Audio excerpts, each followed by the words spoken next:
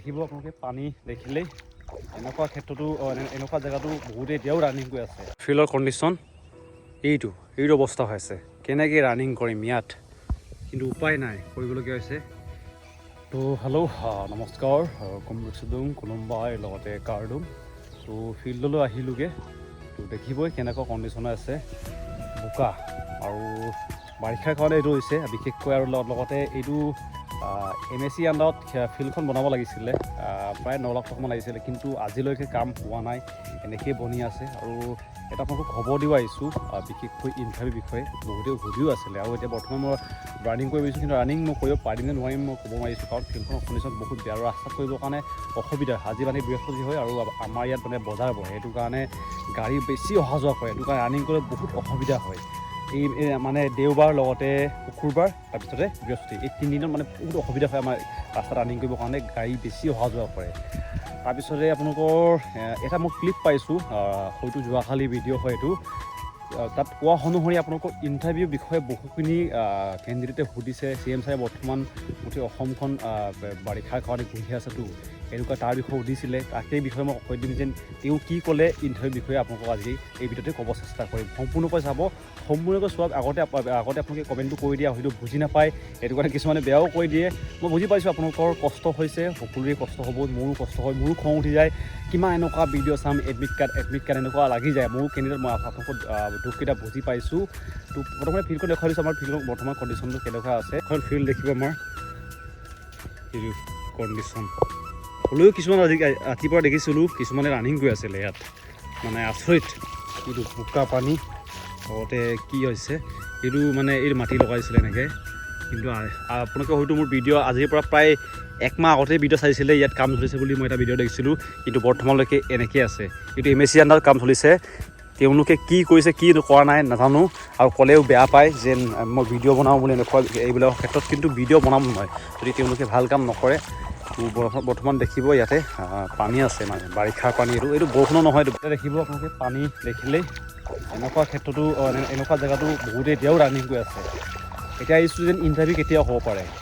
যোৱাকালি কিছুমান কেণ্ডিডেটে অসমৰ বৰ্তমানৰ মুখ্যমন্ত্ৰী ডক্টৰ হিমন্ত বিশ্ব শৰ্মা ডাঙৰীয়াক ৰিকুৱেষ্ট কৰিছে যেন আপুনি ইণ্টাৰভিউটো জুলাই মাহত নহয় ছেপ্টেম্বৰ মাহত পাতক বুলি কৈছে।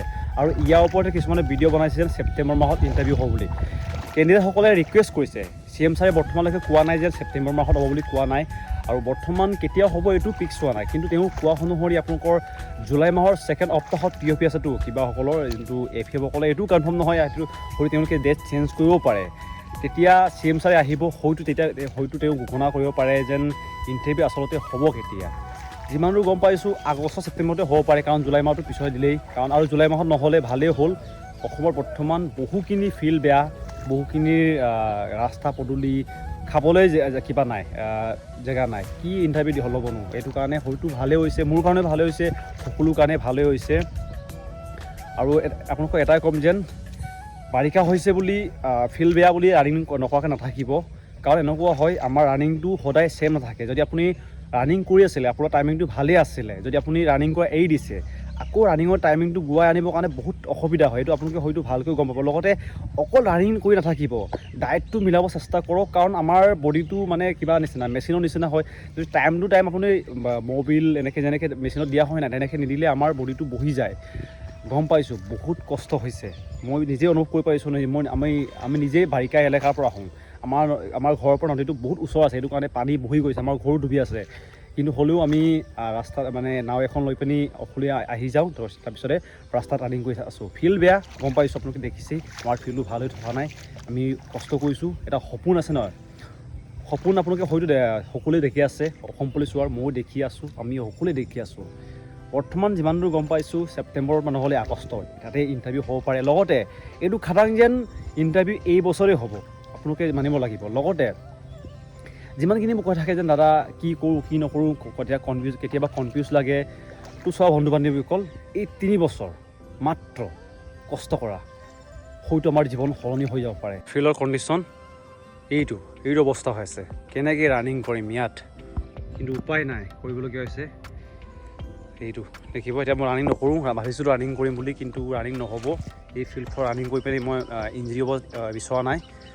এইটো দেখিব কি অৱস্থা হৈ আছে, গোটেই ফিল্ডখনৰ অৱস্থা এইটো দেখিব আমাৰ এইটো এনেকুৱা আছে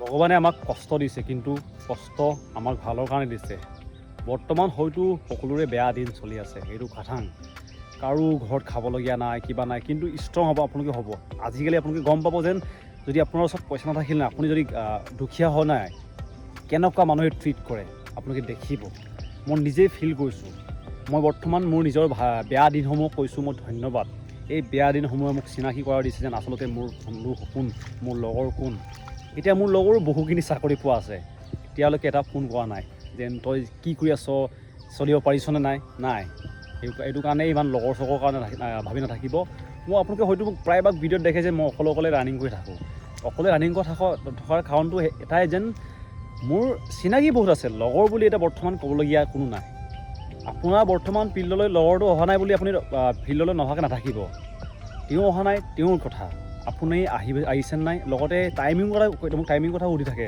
দাদা আপোনাৰ টাইমিং কি লাগিছে টাইমিঙৰ বিষয়ে ইমান নুসুধিব কাৰণ বৰ্তমান মই কৈ দিব পাৰোঁ মই 11 মিনিট মাৰিছোঁ বুলি হয়তো বহুতে বিশ্বাস কৰিব হয়তো বহুতে বিশ্বাস নকৰিব মোৰ আচল টাইমিংটো ডিপেণ্ড কৰিব যেতিয়া মোৰ ইণ্টাৰভিউ থাকিব তেতিয়া মোৰ কিমান মিনিট লাগিব এইটো মোৰ আচল টাইমিং হ'ব গ্ৰাউণ্ডত সকলোৱে 11 মিনিট 10 মিনিট এনেকৈ লিখি দি পিনি মাৰিব পাৰিব আৰু বহুতে ভাবে যেন কিবাটো মাৰিব লাগে এনেকৈ মাৰিব লাগে 10 পাক মই 10 পাকত 10 মিনিট মাৰি দিম ক'বলৈ ইজি কৰিবলৈ বহুত টান আপোনালোকে হয়তো বহুতে যদি আগে পিছে ইণ্টাৰভিউ দিছে তেওঁলোকে ভালকৈ গম পায় যেন 10 মিনিটত 32 মিনিটতো কমপ্লিট কৰাটো ইমান সহজ নহয় মই কোৱা নাই যেন নহয় বুলি কোৱা নাই কিন্তু মৰাটো বহুত টান আৰু বহুতে কয় 22 ফুট 23 ফুট তো 22 ফুট 23 ফুট সঁচাকৈ যদি মাৰিব পাৰিছে তোমালোকক এটাই ক'ম যেন তোমালোকে ভালকৈ তৈয়াৰী কৰা বেলেগ ক্ষেত্ৰত আপোনালোকে যাব পাৰিবা মই তেওঁলোকক ডিমোটিভেট কৰিব বিচৰা নাই সঁচাকৈ যদি তোমালোকে 22 ফুট 23 ফুট মাৰিব পাৰা তোমালোকৰ বহুত ভাল তোমালোকৰ পটেঞ্চিয়েল আছে তোমালোকে লং জাম্পৰ ক্ষেত্ৰত যোনটো ডিষ্ট্ৰিক্ট লেভেল ষ্টেট লেভেল তোমালোকে ট্ৰাই কৰিবা অকল অসম পুলিচত বুলি নাথাকিবা